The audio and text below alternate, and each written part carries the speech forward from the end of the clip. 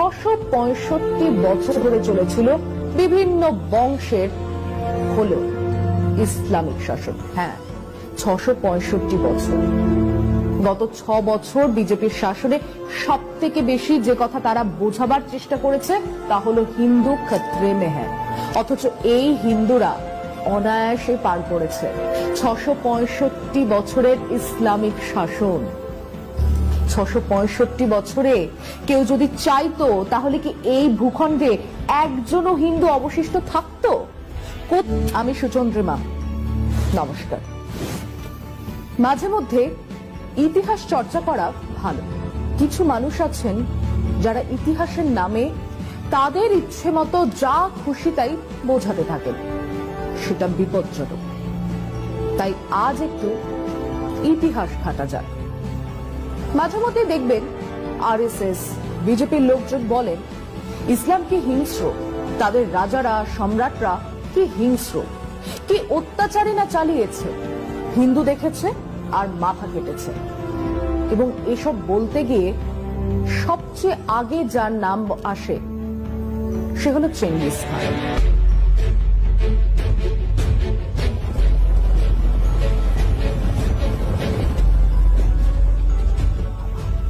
ভারতে এসে হিন্দুদের কচুকাটা করেছিল।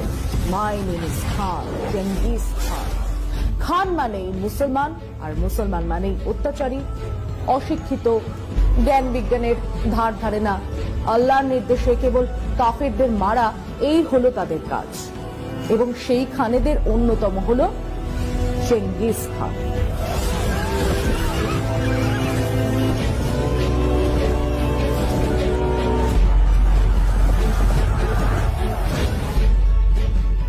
আইটি সেল থেকে তথ্য পৌঁছে দেওয়া হয়, তারপর সত্যিকারের অশিক্ষিত ভক্তের দল বা ধান্দাবাজি করার জন্য জুটে যাওয়া পাবলিক এই তথ্য গোল গোল চোখ করে এমন বর্ণনা করবে যে মনে হবে রিব্বাস সে নিজেই হাজির ছিল, চেঙ্গিস খানের সঙ্গে সেলফিও তুলেছিল। এবার তথ্যটা দেখা যাক। চেঙ্গিস খান মুসলমান ছিলেন, তিনি ছিলেন টেংরিস্ট। এশীয় ইউরোপীয় স্টেপি অঞ্চলে আকাশ দেবতা টেংরির পুজো করতেন। কেবল তাই নয়, তিনি হালাল মাংসের ওপর নিষেধাজ্ঞা জারি করেছিলেন। তার বংশধর কুবলাই খান বৌদ্ধ ধর্ম গ্রহণ করেন এবং তিনি সুন্নত এবং হালাল দুইয়ের ওপরেই নিষেধাজ্ঞা জারি করেন। চেঙ্গিস খান ভারতবর্ষের ধারে কাছেও আসেননি, আফগানিস্তানে এসেছিলেন তার ছেলে। অতএব চেঙ্গিস খান দিল্লিতে লাশের পাহাড় বানিয়েছিল এ তথ্য ভুল। হ্যাঁ, তিনি কিছু জায়গায় লাশের পাহাড় বানিয়েছিলেন, তা ছিল মুসলমানদের। মধ্য এশিয়ার শাহ বংশের সম্রাট শাহ আলাউদ্দিন মোহাম্মদকে আক্রমণ করেছিলেন এবং তার সাম্রাজ্যের মুসলমান প্রজা আর সামরিক বাহিনীদের কচুকাটা করেছিলেন, এবং তারা ছিলেন মুসলমান। শোনা যায় সেই সময় 3 দিনে তিনি 1.5 লক্ষ মুসলমান হত্যা করেছিলেন।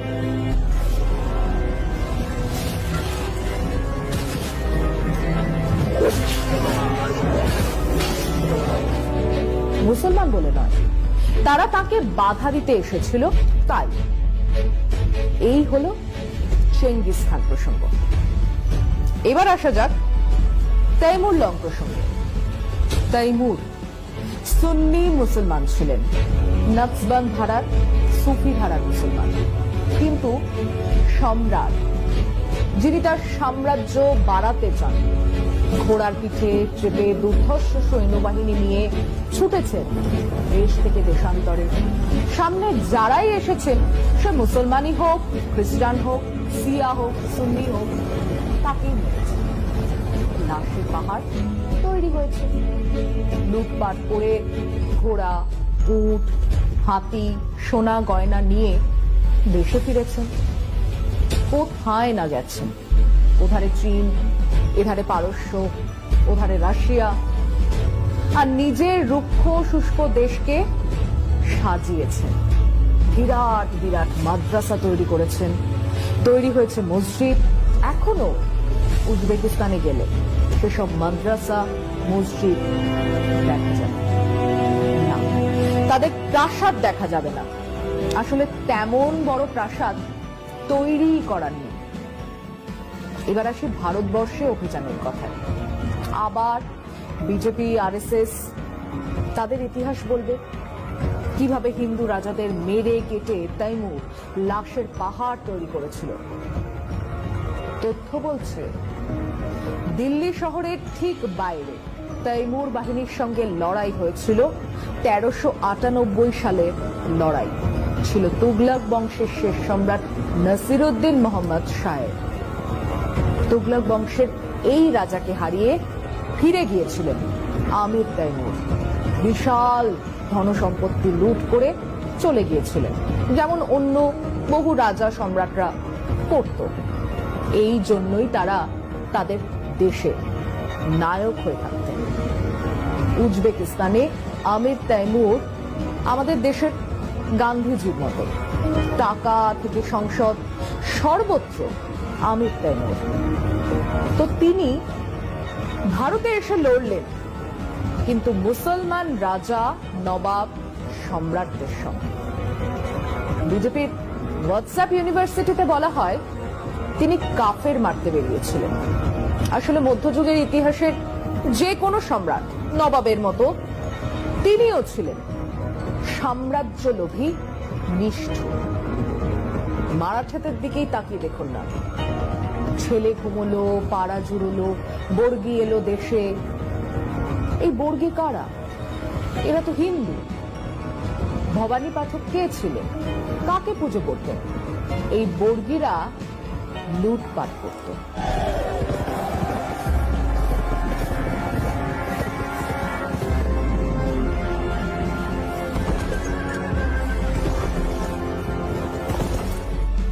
মহিলাদের অপহরণ করতে এসেছিল এই বাংলায়।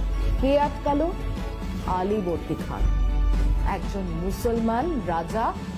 তাকে আটকাচ্ছে। কাকে আটকাচ্ছে? হিন্দু লুঠেরাদের। আর কাকে বাঁচাচ্ছে? তার হিন্দু প্রজাদের। এমনি এমনি নাকি? হিন্দু প্রজারা খাজনা দিত, তাই তাদের বাঁচিয়েছিল। এর সঙ্গে হিন্দু মুসলমানের কোনো সম্পর্ক নেই। অথচ বিজেপি আরএসএস তারা বোঝাচ্ছে মুসলমান রাজত্বে কি অত্যাচারী না হয়েছে। হয়েছে তো। হিন্দু রাজারাও অত্যাচার করেছে, মুসলমান নবাবরাও করেছে, যে কোনো শাসক যেমন করে থাকে। আবার তাদের মধ্যে ভালো শাসকও ছিলেন। সম্রাট অশোকের দ্বিতীয় অধ্যায় ছিল ধর্মের শাসক। আকবর শুরু থেকেই ছিলেন কল্যাণকারী রাজা। শেরশাহ সূরি, যার আসল নাম ছিল ফরিদ খান, ছিলেন একজন প্রজাবৎসল সম্রাট। তৈরি করেছিলেন গ্র্যান্ড ট্রাঙ্ক রোড, ডাক ব্যবস্থার প্রচলন করেছিলেন। মারা গেলেন কালিঞ্জরের যুদ্ধে। কাদের বিরুদ্ধে? মহোবার রাজপুতদের বিরুদ্ধে লড়তে গিয়ে। মহোবার রাজপুত মানে হিন্দু। আকবর লড়াই করছেন হলদিঘাটিতে মহারানা প্রতাপের বিরুদ্ধে। তার সেনাপতি কে ছিলেন? অম্বারের রাজা মান সিং। অন্যদিকে মহারানা প্রতাপের সেনাপতি দুর্ধর্ষ বীর হাকিম খান। তাহলে কি দাঁড়ালো? ইতিহাসের রাজা, সম্রাট, নবাব, সুলতানদের লড়াই হিন্দু মুসলমান দেখে হয়নি। তাদের যুদ্ধ হয়েছে পররাজ্য গ্রাস করার জন্য, সম্পদ আহরণ করার জন্য। আর কোনো কারণ ছিল না। সেই সময়ের মন্দির ছিল ধনরত্নে ভরা, যেমনটা এখনকার তিরুপতি ইত্যাদির মতো। মুসলমান নবাব সম্রাটরা সেগুলো লুটপাট করেছিল ওই সম্পদের জন্য। সোমনাথের মন্দির ও সেই জন্যই লুট করেছিল নাদের শাহ। খবর ছিল মন্দিরের গর্ভগৃহে তাল তাল সোনা আছে। শ্রীরঙ্গপত্তনমের কাছে মন্দির লুট করেছিল মারাঠারা। বাংলার বেশ কিছু এমন মন্দির লুট করেছিল মারাঠারা।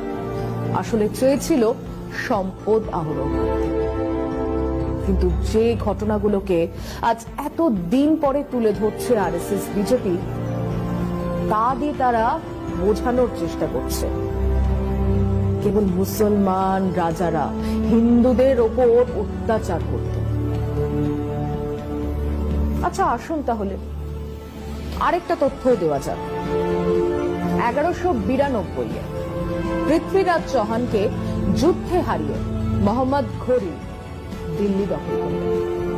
এরপর 1857 সিপাহী বিদ্রোহের পর ব্রিটিশরা আসে। 665 বছর ধরে চলেছিল বিভিন্ন বংশের হলেও ইসলামিক শাসন। হ্যাঁ, 665 বছর, মানে সম্রাট বা নবাব বা সুলতানের ধর্ম ছিল মুসলমান। এবং এই যে বিজেপি রোজ বলে যায় মুসলমানরা আর 50 বছরে সংখ্যাগরিষ্ঠ হয়ে উঠবে, যদিও এখনো তারা ওই 15%ই দাঁড়িয়ে। গত 6 বছর বিজেপির শাসনে সব থেকে বেশি যে কথা তারা বোঝাবার চেষ্টা করেছে তা হলো হিন্দু খতরে মে হ্যায়। অথচ এই হিন্দুরা অনায়াসে পার করেছে 665 বছরের ইসলামিক শাসন। ভারতবর্ষের এই বিশাল এলাকাতে কটা মন্দির ভাঙার ইতিহাস পাওয়া যায়? 665 বছরে কেউ যদি চাইতো তাহলে কি এই ভূখণ্ডে একজনও হিন্দু অবশিষ্ট থাকতো? কোথাও কেউ কোনো ধার্মিক অত্যাচার করেনি, কোনো মন্দির ভাঙেনি। আলবাত অত্যাচার হয়েছে, ধর্মীয় কারণেও অত্যাচার হয়েছে, আলবাত মন্দির ভাঙা হয়েছে, কিন্তু তা ছিল না সারা দেশের, সারা সমাজের কথা। আর সব রাজা, সব সম্রাট, সব নবাব, সব সুলতানরাও একইভাবে ভাঙার কাজ করে গেছেন তাও নয়।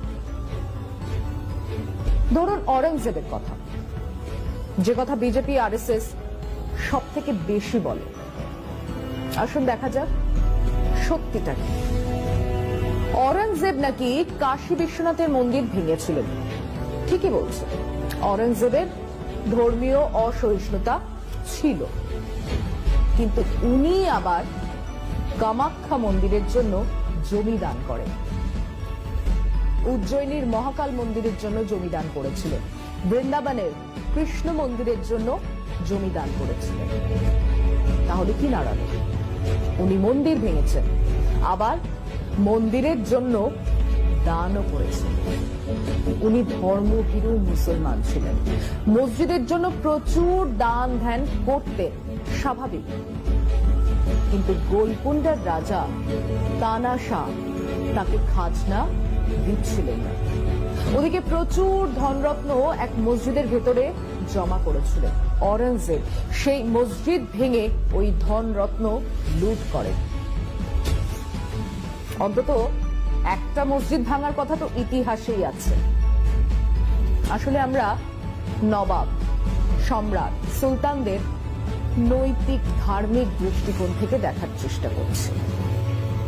নবাব, সম্রাট, সুলতানরা অর্থ, প্রতিপত্তি, ক্ষমতার জন্য শাসন করতেন, ধর্ম, ন্যায়, নিষ্ঠার জন্য নয়। আসলে এটা এক ধরনের ইতিহাসের বিকৃতি, ইতিহাসকে সাম্প্রদায়িক দৃষ্টি দিয়ে দেখানোর চেষ্টা, যা শুরু হয়েছিল 1857-তে সিপাহী বিদ্রোহের সময় থেকে। বাহাদুর শাহ জাফরকে সামনে রেখে কারা লড়ছিলেন? লক্ষ্মীবাই, তাঁতিয়া টোপি, মঙ্গল পাণ্ডে, কুঁওয়ার সিং, হিন্দু মুসলমান মিলে লড়ছিলেন ব্রিটিশদের বিরুদ্ধে। ব্রিটিশরা তখন থেকেই ডিভাইড এন্ড রুল এই পলিসি নিতে শুরু করে। তারাই প্রথমে ইতিহাসকে বিকৃত করার, সাম্প্রদায়িক দৃষ্টিকোণ থেকে অন্য ইতিহাস লেখা শুরু করে। সেই ইতিহাস আজ বিজেপি, আরএসএস আমাদের শেখাতে চাইছে। এটাই সত্যি। আসুন আমরা ইতিহাস দেখি।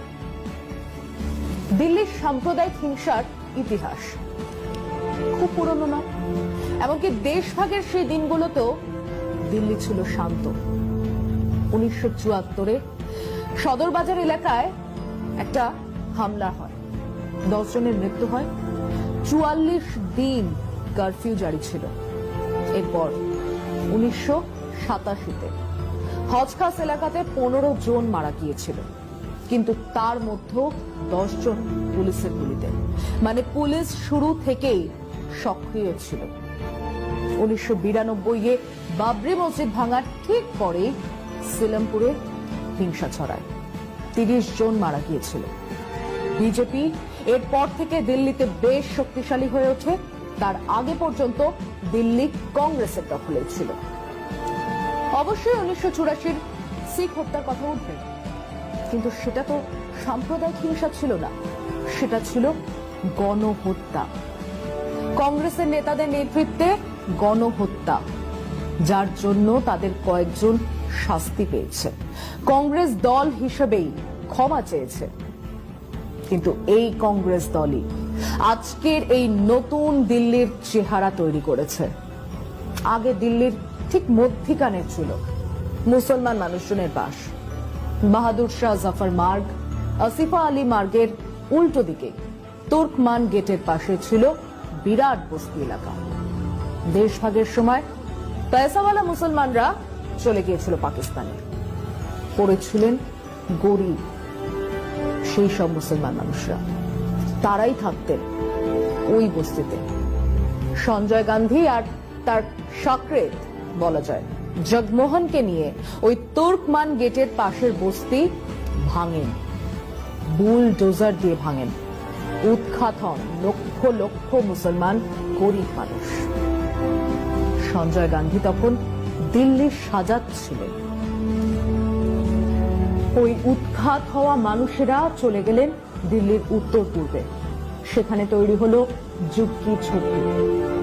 মজার কথা হলো, বেআইনি ভাবে ওইসব ঝুগ্গি ঝুপড়ি তৈরি করতে সাহায্য করেছিলেন কিন্তু ওই কংগ্রেস নেতারাই।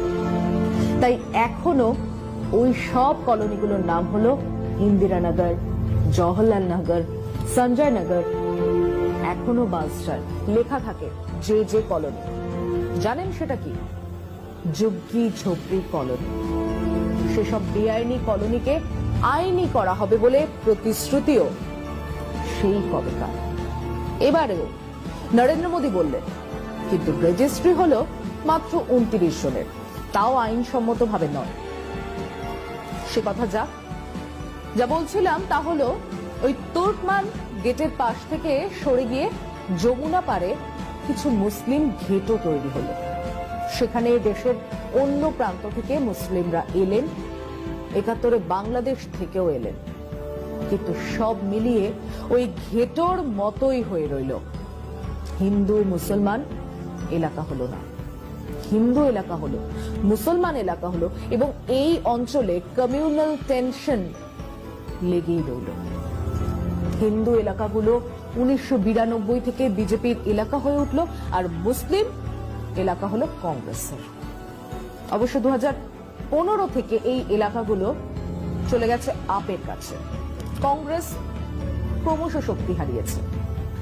এবারে হিংসা বলুন, হামলা বলুন, তাকে এই পটভূমিকায় দেখলে বুঝতে সুবিধে হবে যে কেন দিল্লির উত্তর পূর্বেই হামলা হলো, কেন ওই এলাকাগুলোতে বিজেপি এতটা শক্তিশালী হয়ে উঠেছে। একইভাবে দেশের যেখানে যেখানে মিক্সড পপুলেশন, হিন্দু মুসলমানরা একসঙ্গে থাকে, তার থেকে যেখানে হিন্দুরা এক এলাকায়, মুসলমানরা তার পাশের এলাকায়, সেখানে কেন বিজেপি জিতছে, বিজেপির সমর্থন বাড়ছে। তার উপরে রয়েছে উত্তরপ্রদেশের লাগোয়া এলাকা, যেখান থেকে সহজেই ভাড়া করা গুন্ডাদের পাঠানো যায়। মুসলিম ঘেটোগুলোকে দেখিয়ে বলা খুব সোজা যে ওরা সংখ্যায় বাড়ছে, ওরা সকাল সন্ধে মাইকে আজান দেয়, ওরা 5টা বিয়ে করে, আসলে ওরা পাকিস্তানের চর, ওরা জঙ্গি। এবং এর ফলে হিন্দু এলাকায় এক ধরনের পোলারাইজেশন হবে, যেটা বিজেপি চায়। সেই পোলারাইজেশন থেকেই স্লোগান উঠবে, দেশকে গদ্দারো কো গোলি মারো। তাই তাদের 303 জন সাংসদের একজনও মুসলমান নয়। উত্তরপ্রদেশে তারা একজন মুসলমানকেও এমএলএ টিকিট দেয়নি, তাদের দরকার নেই। তারা মুসলিমদের ঘেটোয় রাখতে চায়, উল্টো দিকে হিন্দুদের তাদের মুখোমুখি দাঁড় করিয়ে মেরুকরণ চায়। এটাই তাদের ঘোষিত রাজনীতি। তাই তারা দিল্লি থেকে কলকাতা স্লোগান দিতে পারে, দেশকে গদ্দারো কো গোলি মারো সালো কো। গদ্দার কারা? উত্তর পরিষ্কার। কেন? ওই তো পোশাক দেখেই চেনা যাচ্ছে।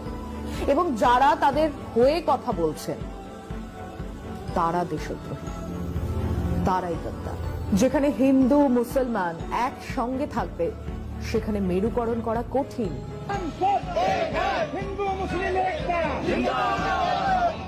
সেখানে আঙুল তুলে গুজব ছড়ানো কঠিন। ওরা রোজ গরুর মাংস খায় বললেই কেউ বলবে, ধুস, চাচার তো ইউরিক অ্যাসিড, মাছ মাংস কিছুই তো খায় না। গুজব ছড়ানো হলো ওরা রোজ কাফেরদের মারবে বলে নামাজ পড়ে, তখন কেউ বলবে, ধ্যাৎ, তাই হয় নাকি, এই তো সেদিন বুলু পিসিকে রক্ত দিল ওসমান ভাই। তাই ওরা চায় আলাদা করতে।